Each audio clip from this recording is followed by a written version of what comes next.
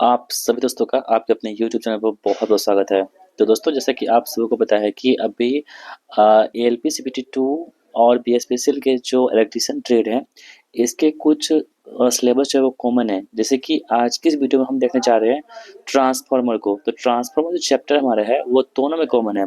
यानी कि यदि आपने एएलपी सीपीटी 2 देने जा रहे हैं और प्लस में यदि आप बीएसपीसीएल की तैयारी करते हैं, दोनों स्टूडेंट इस वीडियो को देख सकते हैं। ठीक है? तो वीडियो बहुत ज़्यादा इम्पोर्टेंट होगा क्योंकि इस जो प्रश्न है ये हमने सभी प्रश्न को जो है आपके यूथ कंपटीशन टाइम की जो इलेक्ट्रीशियन ट्रेड बुक है इनसे लिया है। ठीक है, तो ये वीडियो आप सभी के लिए बहुत इंपॉर्टेंट होगा। वीडियो को लास्ट तक देखिएगा। दोस्तों आप लोगों का अच्छा रिस्पॉन्स रहेगा तो हम इसका पीडीएफ भी आपको टेलीग्राम पर प्रोवाइड करेंगे। यदि आप पीडीएफ लेना चाहते हैं तो उसका लिंक हमने इसी वीडियो के डिस्क्रिप्शन बॉक्स में दे रखी है। आप टेलीग्राम को जरूर ज्वाइन कीजिएगा जहाँ पे आपको ये पीडीएफ मिलेगी। तो चलिए स्टार्ट करते हैं आज की इस इम्पोर्टेंट क्लास को। पहला सवाल दोस्तों आपकी स्क्रीन पर है। यहाँ पे कह रहा है कि शैथिल्य हानि जो होती है, हिस्टेरिसिस लॉस, इनमें से किस पर निर्भर नहीं होती है। तो दोस्तों क्वेश्चन को ध्यान से पढ़ना है। पहला सवाल कह रहा है कि शैथिल्य हानियां जो होती है, हिस्टेरिसिस लॉस जो होती है, वो इनमें से किस पर निर्भर नहीं करती है। यानी आपके पास 4 ऑप्शन दे रखे हैं, इसमें 3 ऑप्शन ऐसे होंगे जिस पर निर्भर करेगा, लेकिन एक ऑप्शन ऐसा होगा जहां पे निर्भर नहीं करेगा। आपको वही चूज करना है जो निर्भर नहीं करेगा। ठीक है, देखिए पहला ऑप्शन आपके पास है कि परिवेश के तापमान पर, दूसरा है पदार्थ के आयतन पर, तीसरा आपके पास आवृत्ति है और चौथा है अधिकतम फ्लक्स घनत्व पर। तो दोस्तों इसका राइट आंसर क्या होगा? ऑप्शन नंबर ए, यानी कि परिवेश के तापमान पर निर्भर नहीं करता है। बाकी दोस्तों पदार्थ के आयतन पर करता है, आवृत्ति पे करता है और अधिकतम फ्लक्स घनत्व पे करता है। तो ऑप्शन नंबर ए यहाँ पे हमारे प्रश्न का आंसर हो जाएगा हमारा। ठीक है दोस्तों, इस वीडियो में हमने आप सभी के लिए टोटल 61 प्रश्नों में रखा है, तो आप इस वीडियो को पूरा लास्ट तक देखिएगा और 61 प्रश्नों में से आपका स्कोर कितना बन पाता है, आप लोग कितना सही कर पाते हैं, ईमानदारी पूर्वक अपना स्कोर कमेंट बॉक्स में जरूर लिखेगा। तो चलिए स्टार्ट करते हैं हम लोग आज की बढ़ते हैं दूसरे प्रश्न की ओर। दूसरा सवाल क्या कह रहा है यहाँ पे? कह रहा है कि निम्नलिखित में से कौन सा विद्युत चुंबकीय प्रेरण के सिद्धांत पर कार्य करता है। तो दोस्तों ऐसा कौन सा ऑप्शन के अनुसार कौन ऐसा युक्ति है जो विद्युत चुंबकीय प्रेरण के सिद्धांत पर काम करता है दोस्तों? तो इसका राइट आंसर क्या होगा? ट्रांसफार्मर। ट्रांसफार्मर जो होता है ये क्या करता है? विद्युत चुंबकीय प्रेरण के सिद्धांत पर काम करता है। ठीक है, ऑप्शन बी यहाँ पे हमारे प्रश्न का राइट आंसर हमारा होगा। दोस्तों यहाँ पर हम इसका डिस्क्रिप्शन देख लेते हैं। कह रहा है कि ट्रांसफार्मर विद्युत चुंबकीय प्रेरण के सिद्धांत पर काम करता है। साथ ही दोस्तों प्रेरण सिद्धांत के अनुसार जब प्राथमिक वाइंडिंग में एसी आपूर्ति दी जाती है तो इस वाइंडिंग के चारों ओर प्रत्यावर्ती स्वभाव वाला चुंबकीय क्षेत्र उत्पन्न होता है। इसी चुंबकीय क्षेत्र के कारण द्वितीयक वाइंडिंग में विद्युत वाहक बल उत्पन्न हो जाता है, जबकि दोनों वाइंडिंग के मध्य किसी प्रकार का वैद्युतिक संबंध यहाँ पे नहीं होता है। तो इस बात को भी आप ध्यान रखेंगे, ये भी आप सभी के लिए यहाँ पे इंपॉर्टेंट हो जाएगा। चलिए बढ़ते हैं सवाल की ओर। कह रहा है कि यहाँ पे डैश स्थैतिक प्रेरित विद्युत वाहक बल का एक उदाहरण है। तो कौन से यहाँ पे क्या हो जाएगा कि एक स्थैतिक प्रेरित विद्युत वाहक बल का उदाहरण हो जाएगा। आपके पास 4 ऑप्शन दे रखे हैं दोस्तों, इसका राइट आंसर क्या हमारे पास? तो ट्रांसफार्मर यानी कि परिणामित जो है यही क्या हो जाएंगे? स्थैतिक प्रेरित विद्युत वाहक बल का एक उदाहरण हो जाएगा। ठीक है दोस्तों, यहाँ पे देखेंगे परिणामित के बारे में, तो स्थैतिक प्रेरित विद्युत वाहक बल का एक उदाहरण है। ठीक है, ट्रांसफार्मर एक ऐसी युक्ति होती है जो विद्युत ऊर्जा को एक परिपथ से दूसरे परिपथ में स्थानांतरित करती है। ठीक है, यानी कि जो विद्युत ऊर्जा होती है दोस्तों उसको क्या करता है? एक परिपथ से दूसरे परिपथ में क्या करता है? ये ट्रांसफॉर्म करता है, यानी कि स्थानांतरित करता है। ठीक है, साथ ही दोस्तों आप ये भी जानेंगे कि इसके साथ ही इस युक्ति के द्वारा वोल्टता का अपचयन एवं वोल्टता का उच्चयन की स्टेप अब सुगमता से किया जा सकता है, यानी कि वोल्टेज को कम या ज्यादा जो है आपके ये मतलब कि ट्रांसफार्मर कर सकता है। दोस्तों यहाँ पर इस पॉइंट को आप ध्यान रखेंगे, जो ट्रांसफार्मर होता है केवल एसी आपूर्ति पर ही कार्य करती है। इंपॉर्टेंट है दोस्तों ये लाइन। क्वेश्चन आपसे पूछ सकता है कि क्या ट्रांसफार्मर जो है वो डीसी पर काम करता है? तो दोस्तों आपको बताना होगा नहीं, ट्रांसफार्मर जो है केवल एसी आपूर्ति पर ही काम करती है। ट्रांसफार्मर अनन्य प्रेरण यानी कि दोस्तों म्यूचुअल इंडक्शन के सिद्धांत पर काम करता है। क्वेश्चन ये भी पूछता है आपसे कि ट्रांसफार्मर जो है किस सिद्धांत पर काम करता है दोस्तों? तो आपको बताना होगा ट्रांसफार्मर जो है आपके पास म्यूचुअल इंडक्शन के सिद्धांत पर काम करता है। इस बात को भी ध्यान रखेंगे। साथ दोस्तों ट्रांसफार्मर जो आवृत्ति को स्थिर रखता है। जो ट्रांसफार्मर होते हैं ये क्या करते हैं? आवृत्ति को स्थिर बनाए रखता है। इस बात को भी आप ध्यान रखेंगे। चलिए बढ़ते हैं हम लोग अगले सवाल की ओर। अगला सवाल यहाँ पे क्या पूछा गया था कि कौन सा वाइंडिंग ट्रांसफार्मर की गाढ़ा घुमावदार से संबंधित नहीं है? तो दोस्तों ऐसी कौन सी वाइंडिंग है जो ट्रांसफार्मर की गाढ़ा घुमावदार से जो है संबंधित नहीं है? ठीक है, तो दोस्तों यहाँ देखेंगे आप क्रॉस ओवर है, सैंडविच है, हेलिकल है और प्लस डिस्क है। तो इसका राइट आंसर क्या होगा? सैंडविच। सैंडविच एक ऐसा वाइंडिंग होता है जो ट्रांसफार्मर के गाढ़ा घुमावदार से संबंधित नहीं होता है, जबकि क्रॉस ओवर होता है आपके पास, हेलिकल भी होता है और डिस्क भी। ये सभी क्या होते हैं? आपके तो ये घुमावदार से संबंधित यहाँ पे हो जाएंगे। अगला सवाल दोस्तों यहाँ पे कह रहा है कि ट्रांसफार्मर में दो प्रकार की वाइंडिंग पाई जाती है। पहला हमारे पास होता है संकेंद्रीय यानी कि कंक्रीट तथा इंटरलिप्ड। ये देखिए ट्रांसफार्मर दोस्तों क्या होते हैं, दो प्रकार की वाइंडिंग पाई जाती है कि कितने प्रकार की, दो प्रकार की वाइंडिंग पाई जाती है। पहला कौन सा होता है हमारे पास, होता है संकेंद्रीय होता है, और दूसरा क्या हमारे पास होता है, इंटरलिप्ड होता है। ठीक है, ट्रांसफार्मर के रेटिंग के अनुसार क्रॉस ओवर, हेलिकल तथा डिस्क वाइंडिंग की जाती है। अगला सवाल पूछा गया था कि बुखोज रिले एक सुरक्षा रिले है जिसका उपयोग तेल में डूबे हुए ट्रांसफार्मर में किया जाता है। बुखोज रिले किन परिस्थितियों में काम नहीं करेगा। देखिए दोस्तों यहाँ पे बुखोज रिले के बारे में कुछ बताया गया है। जैसे कि आप यहाँ पे देखेंगे कि बुखोज रिले जो है ना एक सुरक्षा रिले होता है, ठीक है, जिसका उपयोग क्या करते हैं हम लोग, तो तेल में डूबे हुए ट्रांसफार्मर में किया जाता है। किसका उपयोग, तो बुखोज रिले का इस्तेमाल करते हैं। यहाँ पे प्रश्न ये कह रहा है आपसे कि बुखोज रिले जो है किन परिस्थिति में ये काम नहीं करेगा, आपको ये बताना है। ठीक है दोस्तों, यहाँ पर आप ध्यान से देखेंगे तो देखिए पहला ऑप्शन पर क्या कह रहा है कि दोष के कारण ट्रांसफार्मर के अंदर गैस बुलबुले बनते हैं। दोस्तों ये इसका कारण नहीं है। ठीक है, अगला पास है कि ट्रांसफार्मर के तेल का स्तर गिरता है जिससे बफल प्लेट का कोई संचालन नहीं होता, ये भी गलत है। देखिए इसका आंसर क्या होगा, ऑप्शन नंबर डी, यानी कि ट्रांसफार्मर तेल का स्तर गिरता है जिससे बफल प्लेट का संचालन होता है। ऑप्शन नंबर डी यहाँ पर हमारे प्रश्न का आंसर हो जाएगा। अगला सवाल कह रहा है कि निम्नलिखित में से कौन से ट्रांसफार्मर को फेरोजोनेट ट्रांसफार्मर नियामक कहा जाता है। तो कौन से ट्रांसफार्मर है जिसको फेरोजोनेट ट्रांसफार्मर नियामक कहते हैं। दोस्तों यहाँ पर आप देखेंगे तो ऑप्शन देख लेते हैं हम लोग। यहाँ पे क्या कह रहा है कि पहला ऑप्शन आपके पास है कि कांस्टेंट वोल्टेज ट्रांसफार्मर, दूसरा आपके पास है वेरिएबल वोल्टेज ट्रांसफार्मर, तीसरा आपके पास है कि ऑटो ट्रांसफार्मर, और चौथा आपके पास है कि डिस्ट्रीब्यूशन ट्रांसफार्मर। तो दोस्तों इसका राइट आंसर क्या हमारे पास होगा, कांस्टेंट वोल्टेज ट्रांसफार्मर इसका आंसर होगा। Option number A will be the right answer of this question.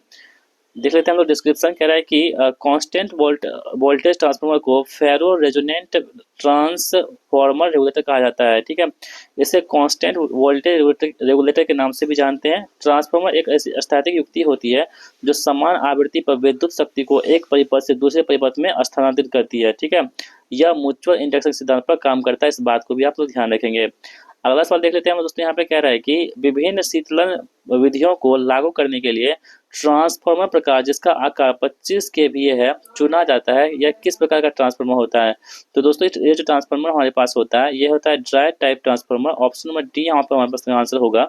ठीक है दोस्तों, शुष्क यानी ड्राई प्रकार के ट्रांसफार्मर अथवा प्राकृतिक शीतलन विधियों के अनुसार 25 केवीए का उपयोग किया जाता है। यहाँ पे 500 केवीए से अधिक क्षमता वाले ट्रांसफार्मर में जल शीतलन यानी कि वाटर कूलर विधि की प्रयोग की जाती है। तेल शीतलन 2 MVA का प्रयोग की जाती है। जो तेल शीतलीकरण होता है इसमें कितना MVA प्रयोग करते हैं हम लोग, तो 2 MVA का प्रयोग करते हैं। तेल निमज्जित जल शीतलन विधि में 2 MVA से अधिक वाले ट्रांसफार्मर में प्रयोग की जाती है। अगला सवाल दोस्तों यहाँ पे पूछा गया था कि एक ट्रांसफार्मर में यदि माध्यमिक वोल्टेज प्राथमिक वोल्टेज से अधिक हो तो यह किस प्रकार का ट्रांसफार्मर होगा। तो दोस्तों यदि माध्यमिक वोल्टेज जो है वो प्राथमिक वोल्टेज से अधिक होगी तो ये जो ट्रांसफार्मर होगा दोस्तों ये क्या आपके पास होगा, तो स्टेप अप ट्रांसफार्मर होगा। क्या होगा, स्टेप अप ट्रांसफार्मर में क्या होता है कि माध्यमिक वोल्टेज जो होते हैं प्राथमिक वोल्टेज से क्या होते हैं, अधिक होते हैं, इसे क्या बोलते हैं, स्टेप अप ट्रांसफार्मर कहते हैं। ठीक है, इस बात को आप ध्यान रखेंगे। यदि ट्रांसफार्मर का द्वितीयक वोल्टेज प्राथमिक वोल्टेज से अधिक हो तो इसे क्या बोलते हैं, स्टेप अप ट्रांसफार्मर कहते हैं। यानी दोस्तों यदि ट्रांसफार्मर का द्वितीयक वोल्टेज जो है ना प्राथमिक वोल्टेज से क्या हो, अधिक हो, उसे क्या बोलते हैं, स्टेप अप कहते हैं। ठीक है, यहाँ पर आप देख पा रहे होंगे स्टेप अप की प्रकृति। इसे दोस्तों यदि देखिए N2 है, N1 बड़ा है, तब दोस्तों क्या होगा, स्टेप डाउन ट्रांसफार्मर यहाँ पे हो जाएगा। ठीक है, इस बात को भी आप ध्यान रखेंगे। अगला सवाल यहाँ पे क्या कह रहा है कि डैश दोष होने पर अलार्म देता है और तेल में डूबे हुए ट्रांसफार्मर में स्थापित किया जाता है। तो दोस्तों ये क्या होते हैं, बुखोज रिले, यानी कि तेल में जो डूबे हुए भाग होते हैं ना जो उसकी सुरक्षा करते हैं वो कौन सा होता है, बुखोज रिले होता है। बुखोज रिले दोष होने पर एक अलार्म देता है और तेल में डूबे हुए ट्रांसफार्मर में स्थापित होता है। बुखोज रिले आंतरिक दोष के विरुद्ध सुरक्षा प्रदान करता है। यह एक गैस प्रचालित रिले होता है। ठीक है, तो इसे आप ध्यान रखेंगे। अगला सवाल प्रश्न पूछा गया था कि एक ट्रांसफार्मर में इनपुट और आउटपुट करंट और इनपुट और आउटपुट वोल्टेज के बीच क्या संबंध होता है। दोस्तों ये संबंध आपके पास ये वाला होता है। ऑप्शन नंबर ए यहाँ पे दे रखे हैं, यही संबंध इसमें आपको देखने को मिलेगा। ऑप्शन नंबर ए यहाँ पे राइट आंसर हमारा हो जाएगा। चलिए अगला सवाल पूछा गया था आपसे कि स्टेप अप ट्रांसफार्मर का उद्देश्य क्या होता है। तो दोस्तों जो स्टेप अप ट्रांसफार्मर होता है इसका उद्देश्य क्या होता है आपको बताना है। आपके पास 4 ऑप्शन दे रखे हैं। तो दोस्तों स्टेप अप ट्रांसफार्मर में क्या होता है, इसका उद्देश्य होता है कि इनपुट वोल्टेज की तुलना में क्या होते हैं आउटपुट वोल्टेज बढ़ाने के लिए इसका इस्तेमाल करते हैं स्टेप अप ट्रांसफार्मर का। ठीक है, इनपुट वोल्टेज की तुलना में आउटपुट वोल्टेज बढ़ाने के लिए हम क्या करते हैं स्टेप अप ट्रांसफार्मर का इस्तेमाल करते हैं। ऑप्शन डी यहाँ पर हमारे प्रश्न का आंसर हो जाएगा। चलिए अगला प्रश्न यहाँ पे क्या है कि एक ट्रांसफार्मर के स्टील कोर के पास क्या गुण होने आवश्यक होते हैं। तो एक ट्रांसफार्मर के स्टील कोर के पास क्या गुण होना आवश्यक होता है दोस्तों, यह होता है high permeability and low hysteresis loss, यानी कि उच्च भेद्यता और कम हिस्टेरिसिस नुकसान जो होती है यही होती है। ऑप्शन सी यहाँ पे हमारे प्रश्न का आंसर हो जाएगा। अगला प्रश्न दोस्तों कह रहा है कि निम्नलिखित में से किस विद्युत उपकरण में सर्वाधिक दक्षता होती है। ठीक है, which of the flowing electrical machine has highest efficiency. तो दोस्तों कौन सी ऐसी विद्युत उपकरण होती है इसमें सर्वाधिक दक्षता होती है, आप लोग ध्यान रखेंगे वो कौन सी होती है। ट्रांसफार्मर में क्या होती है, ऑप्शन के अनुसार सर्वाधिक दक्षता यहाँ पे होती है। उपयुक्त में ट्रांसफार्मर की दक्षता सबसे अधिक होती है क्योंकि इसमें कभी कभी भी प्रकार का मूविंग पार्ट नहीं होता है, यानी जो ट्रांसफार्मर जो होते हैं इसमें किसी प्रकार के क्या होता है मूविंग पार्ट नहीं होता है, जिससे घर्षण आदि हानियां नहीं होती है। ठीक है, ट्रांसफार्मर की दक्षता लगभग क्या होती है 98% तक होती है, यानी कि 100% नहीं होती है। अगला सवाल क्या रहेगी, पावर ट्रांसफार्मर के इनपुट से आउटपुट तक कौन सी मात्रा परिवर्तित नहीं होती है दोस्तों। तो देखो आप लोग ध्यान रखेंगे जो फ्रीक्वेंसी होती है ये क्या होती है आपके पास तो अपरिवर्तित नहीं होती, यानी आवृत्ति जो होती है ट्रांसफार्मर में परिवर्तित नहीं होती है। पावर ट्रांसफार्मर में इनपुट से आउटपुट तक आवृत्ति में परिवर्तन नहीं होती है। ट्रांसफार्मर वोल्टेज को परिवर्तित करता है, अर्थात निम्न वोल्टता को उच्च वोल्टता तथा उच्च वोल्टता को निम्न वोल्टता में परिवर्तित करता है। ट्रांसफार्मर एक स्थिर फ्लक्स युक्ति होती है। पावर ट्रांसफार्मर को हमेशा पूर्ण भार पर ही प्रचालित करना किया जाता है। ठीक है, इस बात को आप ध्यान रखेंगे।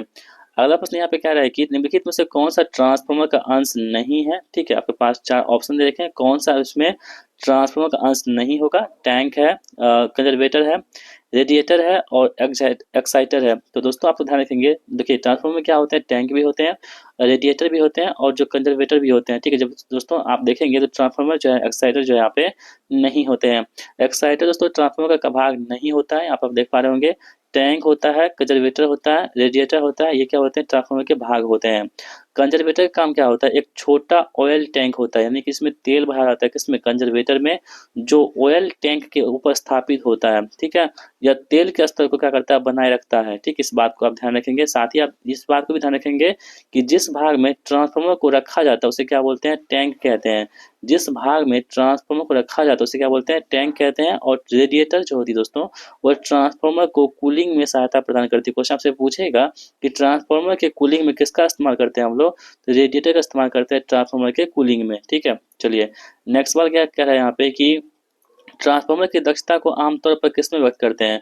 तो दोस्तों जो ट्रांसफार्मर होती है इसकी जो दक्षता होती है क्षमता होती है इसको आमतौर पर हम व्यक्त करते हैं किसमें, जनरली यूज करते हैं दोस्तों एमवीए में, इसका मतलब कि व्यक्त किया जाता है। ट्रांसफार्मर की क्षमता को आमतौर पर एमवीए में व्यक्त किया जाता है क्योंकि ट्रांसफार्मर की शक्ति भार धारा द्वारा निर्धारित होती है जो पावर फैक्टर पर निर्भर करती है। अतः ट्रांसफार्मर की रेटिंग केवीए या एमवीए में व्यक्त की जाती है। इस बात को आप ध्यान रखेंगे, या तो केवीए में या तो एमवीए में दोस्तों क्या करते हैं हम लोग व्यक्त करते हैं, दोनों में व्यक्त की जा सकती है ट्रांसफार्मर की क्षमता को। अगला सवाल यहाँ पे पूछा गया था आपसे कि एक परिणामित्र की अर्ध भार पर ताम्र हानियां उसकी पूर्ण भार पर ताम्र हानियों की तुलना में क्या होगी दोस्तों, तो क्या होगी 1/4 यहाँ पे हो जाएगी। ऑप्शन डी यहाँ पे राइट आंसर हमारा हो जाएगा। निम्न में से कौन से परिणामित्र का आकार अधिकतम होगा। तो दोस्तों ऐसा कौन सा परिणामित्र होगा ऑप्शन के अनुसार जिसका आकार जो होती है वो क्या अधिकतम होगा। दोस्तों यहाँ पर देखेंगे तो 1 केवीए और 25 हर्ट्ज की जो ट्रांसफार्मर होगी इसका आकार क्या होगा अधिकतम हो जाएगा। ठीक है, देखिए दिए गए समान रेटिंग के ट्रांसफार्मर में जिस ट्रांसफार्मर की प्रचालन आवृत्ति सबसे कम होगी उसकी साइज अधिकतम होगी, यानी जिसकी आवृत्ति कम होती है दोस्तों उसकी क्या होती है साइज क्या होती है वो अधिकतम होती ज्यादा होती है। अतः 1 केवी और 25 हर्ट्ज की ट्रांसफार्मर की साइज क्या होगी यहाँ पे बड़ी हो जाएंगी। इस बात को आप ध्यान रखेंगे।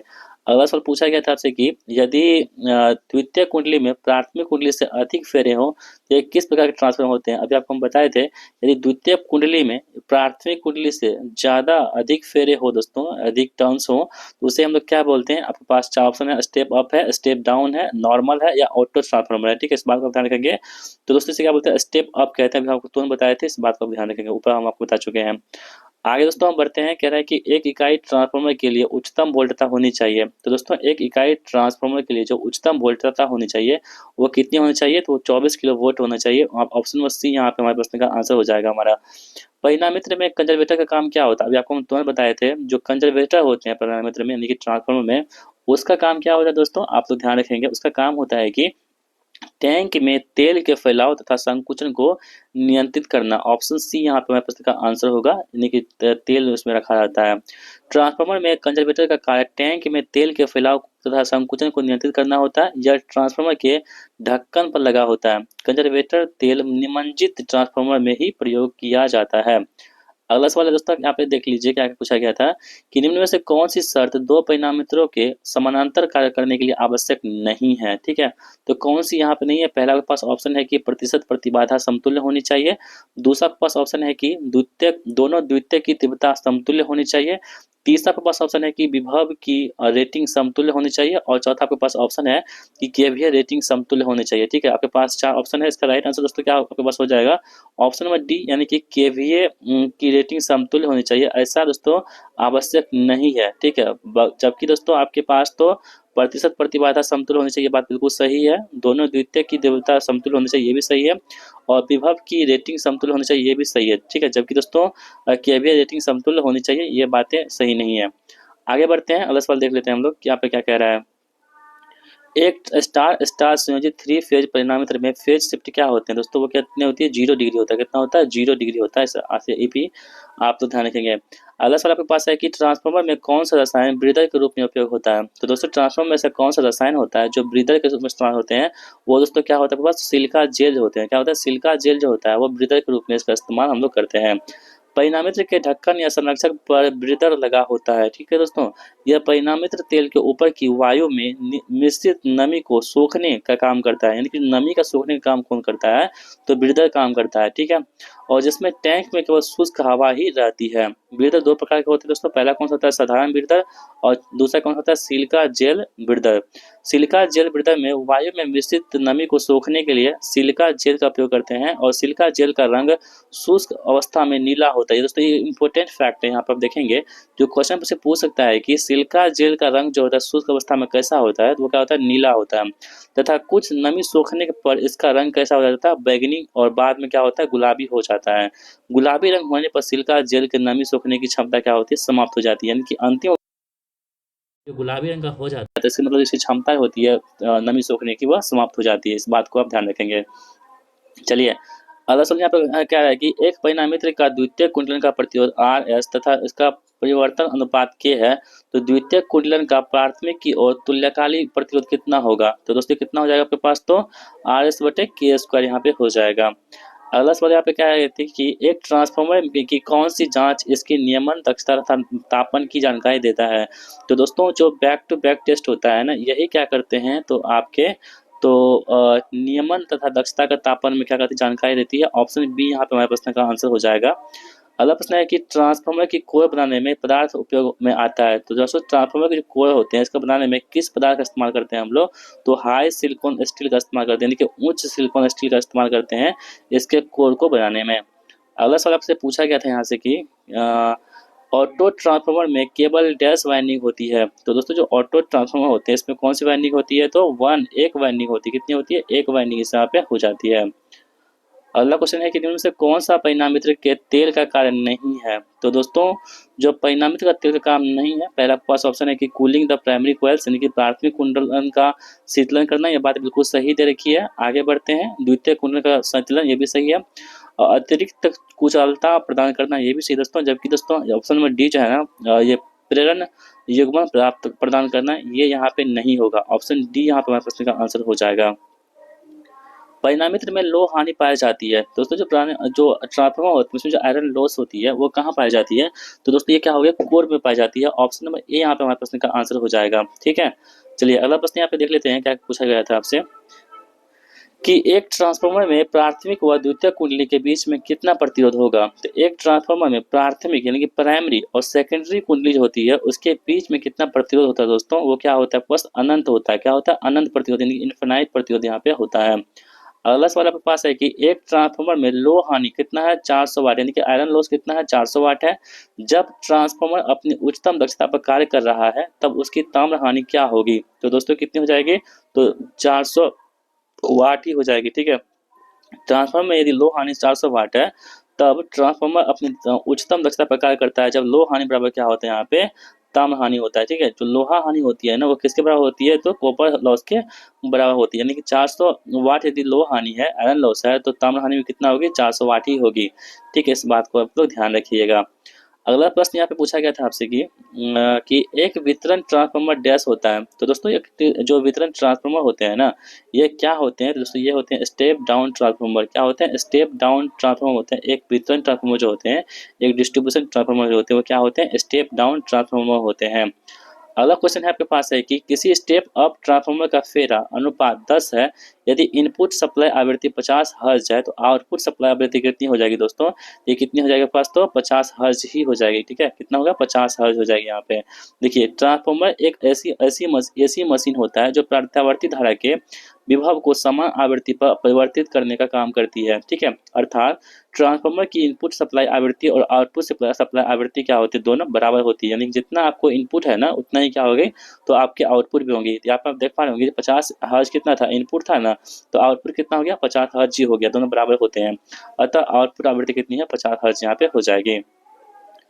अगला सवाल यहाँ पे दोस्तों देख लेते हैं कि वोल्ट मीटर युक्त प्रयुक्त परिणामित्र को विभव परिणामित्र कहते हैं। विभव परिणामित्र का उनके द्वितीयक का निर्धारण क्या है? तो दोस्तों क्या होगा? 110 वोल्ट यहाँ पे हो जाएगा। ऑप्शन बी यहाँ पे राइट आंसर हमारा हो जाएगा। एक आदर्श ट्रांसफार्मर की प्रतिशत हानि कितनी होती है? दोस्तों जो एक आदर्श ट्रांसफार्मर होता है इसकी प्रतिशत हानि कितनी होती है आपको यह बताना है। ठीक है, तो दोस्तों ये कितनी होती है? जो आदर्श ट्रांसफार्मर होते हैं, आइडियल ट्रांसफार्मर होते हैं, इसकी जो प्रतिशत हानि होती है दोस्तों कितनी होती है? 0% होती है। कितनी होती है? 0% होती है। अगला सवाल आपके पास दोस्तों है कि निम्न में से कौन ट्रांसफार्मर स्थापित करने का एक भाग नहीं है? तो दोस्तों आप ध्यान रखेंगे, कंजर्वेटर है, बुखोर रिले है, ब्रीदर है, जबकि दोस्तों आपके पास एक्साइटर जो है ना ये ट्रांसफार्मर में नहीं पाए जाते हैं। ठीक है, अगला प्रश्न है कि 50 केवीए के नीचे के छोटे जो ट्रांसफार्मर में कैसा शीतलन प्रयुक्त होता है? तो दोस्तों इसमें कितने कैसा शीतलन होता है? तो आप ध्यान रखेंगे वायु शीतलन होता है। ऑप्शन नंबर ए यहाँ पे राइट आंसर हमारा हो जाएगा। 3 प्रावस्था वाले एक तेल प्रशीतित शक्ति परिणामित्र में उपकरण संरक्षक, आर्द्रता अवशोषक यानी कि ब्रीदर, विस्फोट निकास मार्ग यानी कि वेंट और बुखोर सिलेट किसका उपकरण होते हैं दोस्तों? ये क्या होते हैं? रक्षात्मक उपकरण होते हैं। क्या होते हैं? रक्षात्मक उपकरण होते हैं। निम्न में से डैश विद्युत ट्रांसफार्मर के प्लेट पर नहीं दिखता है? तो दोस्तों जो हमारे पास फ्रेम साइज होती है ना ये क्या होते हैं? प्लेट पर निर्भर नहीं दिखता है, दिखाई नहीं देता, जबकि आपके पास सदिश ग्रुप दिखाई देता है, रोधन वर्ग दिखाई देता है, जबकि ड्यूटी दिखाई देता है, जबकि जो है आपके पास फ्रेम साइज यहाँ पे दिखाई नहीं देता। इसलिए ऑप्शन नंबर डी हमारे पास यहाँ पे आंसर हो जाएगा। ठीक है, चलिए बढ़ते हैं इस सवाल की ओर। हम लोग क्या कह रहा है यहाँ पे कि एक ट्रांसफार्मर की नो लोड स्थिति में है यदि ट्रांसफार्मर के कुंडली का कोई प्रतिरोध ना हो और तो आयरन 400 वाट मिलता है। ठीक है, तो ट्रांसफार्मर में कुल 6 क्या होगा? तो दोस्तों कितना हो जाएगा? 400 वाट ही होगा। क्या 400 वाट ही होगा? क्योंकि दोनों क्या होते हैं? बराबर होते हैं। परिणामित्र में पूर्ण भारित तांबे का नुकसान कितना है? 1600 वाट है। तो अर्धभारित तांबे का नुकसान कितना होगा दोस्तों? तो अर्धभारित कितना होता है? आप 1/4 गुना कितना कर दीजिए? 1600 कर दीजिए। कितना पास हो जाएगा? तो 400 हो जाएगा। ठीक है, 400 क्या यहाँ पे हो जाएगा? तो अर्धभारित तांबे का नुकसान यहाँ पे हो जाएगा। ठीक है, अधिकतम दक्षता के दौरान परिणामित्र में तांबे का नुकसान कितना है? 1000 वाट्स है। तो लोहे का नुकसान कितना होगा? तो दोस्तों लोहे का नुकसान कितना हो जाएगा? तो 1000 वाट ही होगा। यानी कि तांबा जितना होगा नुकसान उतना ही क्या होगा? लोहा का नुकसान होगा। दोनों क्या होते हैं? बराबर होते हैं। अगला प्रश्न है कि आपके पास 800 प्राथमिक और 200 द्वितीयक फेरों वाले एक ट्रांसफार्मर को 110 वोल्ट प्रत्यावर्ती धारा यानी एसी सप्लाई की आपूर्ति की जाती है, तो द्वितीयक वोल्टता क्या कीजिए, द्वितीयक वोल्टता कितनी होगी। तो दोस्तों यहाँ पे आप देख लीजिए, ये फॉर्मूला है, आप पुट कर दीजिएगा। तो N1 कितना मेरे पास है 800 है, N2 कितना है 200 है, V1 कितना है वोल्ट 110 और V2 हमको निकालना है। तो ये फॉर्मूला होता है N2/N1 बराबर V2/V1 है, ये होता है परिणाम रेशियो, ठीक है।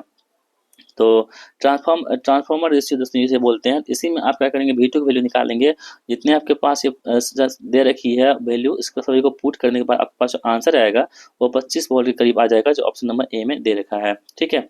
चलिए अगला सवाल देख लेते हैं हम लोग। यहाँ पे फिर से एक सवाल है दोस्तों, सवाल है इसको देख लीजिए। क्या है कि एक 50 हर्ट्ज वाले अब अपचाई परिणामित यानी कि स्टेप डाउन ट्रांसफार्मर के प्राथमिक 400 घुमा हुआ है, ठीक है, और वह 6000 वोल्ट की विद्युत आपूर्ति से जुड़ा हुआ है।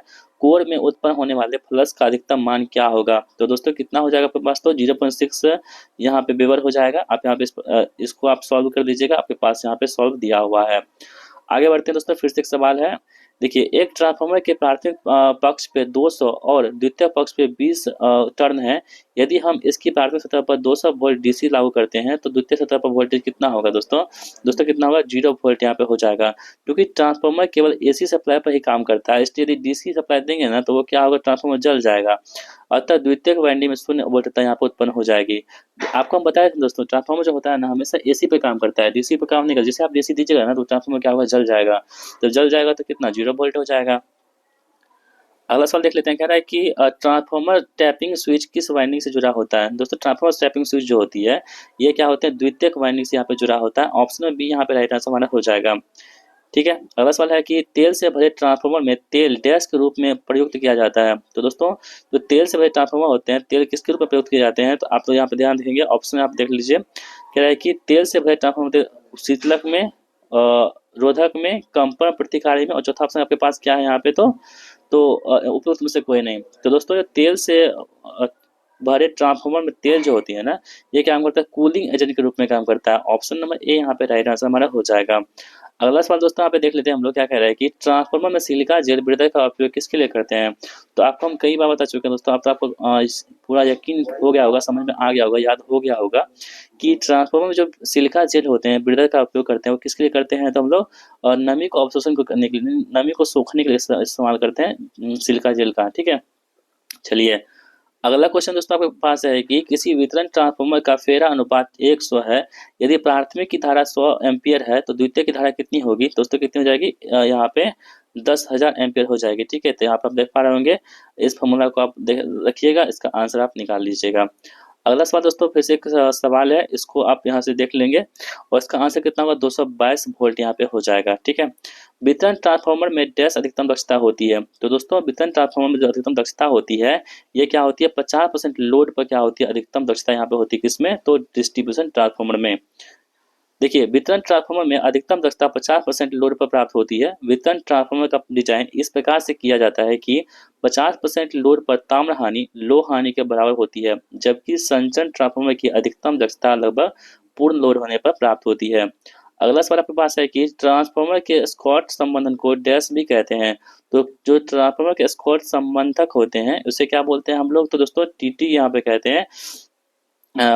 हैं। इसका प्रयोग 3 फेज और 2 फेज में परिवर्तित करने के लिए भी इसका इस्तेमाल किया जाता है, ठीक है। इसे भी आप लोग ध्यान रखेंगे, ये भी इंपॉर्टेंट हो जाएगा आपके पास। एक सवाल है दोस्तों, फिर से आप लोग इसे ध्यान से देखेंगे और इसका आंसर आप निकाल लीजिएगा। अगला सवाल देख लेते हैं, यहाँ पे क्या कह रहा है कि ट्रांसफार्मर में अधिकतम दक्षता के लिए क्या होती है। तो दोस्तों जो ट्रांसफार्मर होते हैं इसमें अधिकतम दक्षता के लिए क्या होती है, तो ताम्र ह्रास कोर ह्रास के बराबर, यानी कॉपर लॉस जो होती है, loss equal to core loss, ठीक है। कॉपर लॉस और कोर लॉस जो होती है बराबर होती है। ये क्वेश्चन इंपॉर्टेंट है दोस्तों, क्यों इंपॉर्टेंट है, देखिए कई बार आपके यूपीएससी में पूछा गया है, यहाँ पे इसरो में पूछा गया है, एलएमआरसी मेंटेनेंस में पूछा गया है। क्या पूछा गया क्वेश्चन कि ट्रांसफार्मर में अधिकतम दक्षता कब होगी। तो ट्रांसफार्मर में अधिकतम दक्षता कब होगी, जब क्या होगा दोस्तों, ताम्र हानि यानी कॉपर लॉस जो है वो कोर लॉस से क्या ये होगा, ठीक है। चलिए अगला प्रश्न देख लेते हैं हम लोग। कह रहा है कि ट्रांसफार्मर की द्वितीयक वोल्टता की आवृत्ति कितनी होती है। तो दोस्तों ट्रांसफार्मर जो द्वितीयक आवृत्ति होती है, इसकी जो वोल्टता आवृत्ति होती है दोस्तों, ये क्या होती है, तो equal to the primary voltage, ठीक है। प्राइमरी वोल्टेज की क्या होते हैं, समान होते हैं, यानी प्राथमिक वोल्टता की आवृत्ति क्या होती है यहाँ पे, समान होते हैं। ठीक है, अगला सवाल दोस्तों फिर से क्वेश्चन है, इसे आप लोग बना लीजिएगा। ये भी आपके पास ट्रांसफॉर्मेशन रेशियो से ही है, तो इसका आंसर कितना आएगा, 1600 आ जाएगा। अगला क्वेश्चन आपके पास है कि परिणामित्र के समानांतर परिचालन के संदर्भ में निम्नलिखित में से कौन सा कथन सही नहीं है। ठीक है दोस्तों, कौन सा कथन यहाँ पर सही नहीं है, तो यहाँ पे देखेंगे आप, तो परिणामित्र में समान भोज्यता अनुमान होनी चाहिए, बिल्कुल सही दे रखा है। आगे बढ़ते हैं, कह रहा है कि परिणामित्र में समान रूपांतरण अनुपात होने चाहिए, ये भी सही है। परिणामित्र को समान आवृत्ति पर चलाया जाना चाहिए, ये भी सही है। जबकि दोस्तों परिणामित्र में समान के भी अनुमत होनी चाहिए, ये यहाँ पे गलत दे रखा है। ठीक है, तो हमको क्या चूज करना था, जो गलत था। चलिए अगला क्वेश्चन देख लेते हैं हम लोग। यहाँ पे क्या कह रहा है कि परिणामित्र की शक्ति दक्षता अधिकतम होती है। तो जो परिणामित्र की शक्ति दक्षता होती है अधिकतम कब होती है दोस्तों, आपको हम तुरंत बताए थे अभी। जब क्या होगा, जब ऐसा भारित होता है कि तांबे की हानि लोहे की हानि के यहाँ पे समान होगी। ऑप्शन बी यहाँ पे राइट आंसर हमारा हो जाएगा। एक ऑटो ट्रांसफार्मर में क्या होता है, एक ऑटो ट्रांसफार्मर होता है कि वन वाइंडिंग यानी कि एक वाइंडिंग होती है। ऑप्शन बी यहाँ पे सही जवाब हमारा होगा दोस्तों। ये एग्जाम जो है ना, ये आपके देखिए आपको हम बताया था ना, एएलपी टेक्नीशियन एग्जाम में पूछा गया था और बिहार जो बीएसपी से दोनों में पूछा गया था। क्या क्वेश्चन कि एक ट्रांसफार्मर ऑटो ट्रांसफार्मर में क्या होता है, तो वन बाइंडिंग यानी कि एक बाइंडिंग यहाँ पे होती है। ठीक है दोस्तों, अगला सवाल आपके पास है कि त्रिकला 4 तार वाली सेवा के लिए निम्नलिखित में से कौन सा परिणामित संयोजन उत्कृष्ट होता है। यहाँ पे दोस्तों क्या होता है, डेल्टा वाई जो यहाँ पे जो संयोजन होती है यहाँ पे उत्कृष्ट होता है। तो दोस्तों इस प्रकार हमने आप सभी के लिए टोटल 61 प्रश्नों को यहाँ पे कवर कर दिया है। इस बुक में दोस्तों और प्रश्न है, हम आपको वीडियो के जैसे लाएंगे, इसी तरह वीडियो आते रहेगा, सभी का आपको हम प्रैक्टिस यहाँ पे करवा देंगे। जितने भी क्वेश्चन इस बुक में दे रखे हैं ना, सभी क्वेश्चन आपको हम यहाँ पे करवा देंगे। यदि दोस्तों आपको हमारी वीडियो पसंद आती है, वीडियो को लाइक कर दीजिएगा। यदि आपको इसकी पीडीएफ प्राप्त करनी है तो पीडीएफ आपको टेलीग्राम चैनल पर अपलोड करेंगे, जिसका लिंक हम इसी वीडियो को डिस्क्रिप्शन बॉक्स में दे रखिए। आप लोग टेलीग्राम को भी ज्वाइन कीजिएगा और वीडियो को अपने दोस्तों में शेयर जरूर कीजिएगा। दूसरी वीडियो आपको कैसा लगा है, उम्मीद करता हूँ वीडियो आपको बहुत अच्छा लगा होगा। जो भी दोस्तों वीडियो के प्रति आपकी राय है, विचार है, कमेंट बॉक्स में जरूर लिखिएगा। चलिए मिलते हैं नेक्स्ट वीडियो में, तब तक के लिए जय Hind. Thank you so much watching my video. जय हिंद, वंदे मातरम।